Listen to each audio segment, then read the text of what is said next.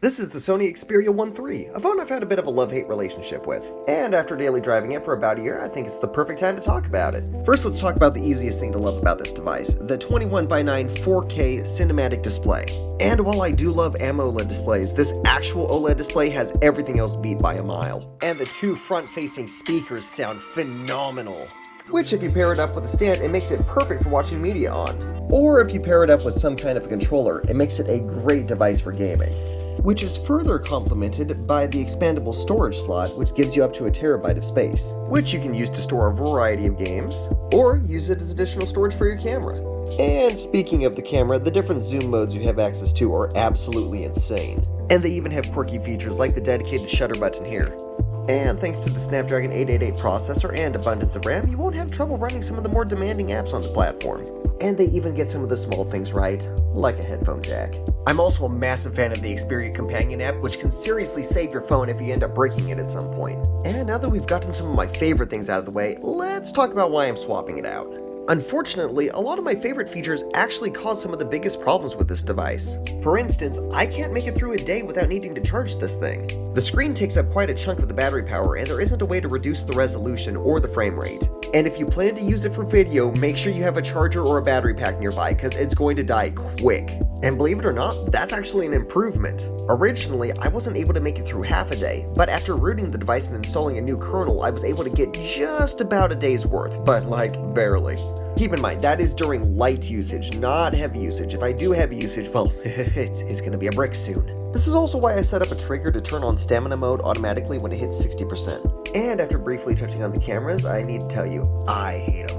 If you're using the basic or the pro modes, you're not going to have a good time. There's a massive delay whenever you take photos.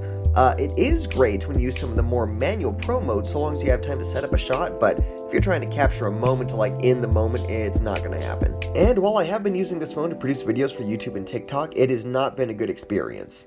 You have to get into the habit of pressing record and then waiting about a second before starting to speak because it's going to cut off the first second, and the same rule applies to ending the video. And you better have a steady hand because the image stabilization is horrible. And it doesn't matter what background you're working in, you're going to have some horrible background noise. And while this might be a minor gripe for some, this has the worst flashlight I've ever seen on a phone.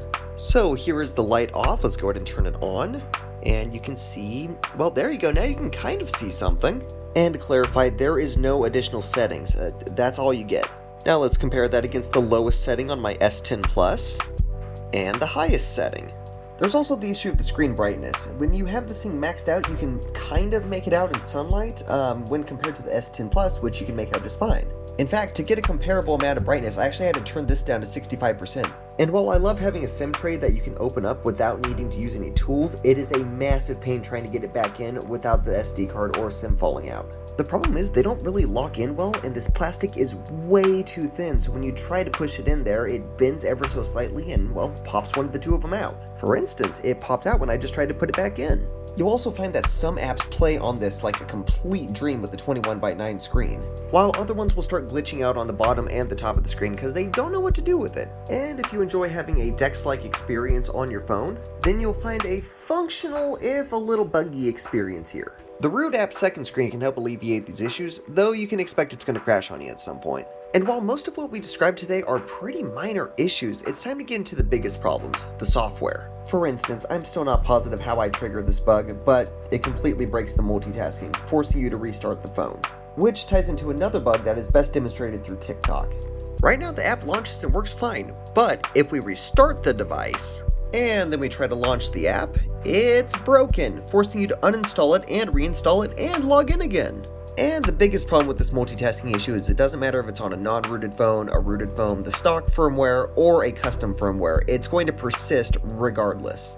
And it also doesn't seem to be affected by what launcher you use. And another thing with the custom ROM support that I've seen is it breaks the Dolby Atmos, so you'll get great audio out of your top speaker, but the bottom sounds like a tin can, which makes the rooted stock experience the best one you'll get. And ultimately, this is why I'm going to be putting this phone to the side and using it more as a game device. And while I would say I would use this as a media device still, I'm using my Galaxy Tab S6 for that now. And if I'm not using any of these devices to make this video, what am I recording on right now? A Samsung Galaxy Galaxy S21 Ultra that I got for $200 because it has that little black dot that you don't notice when you're using it normally.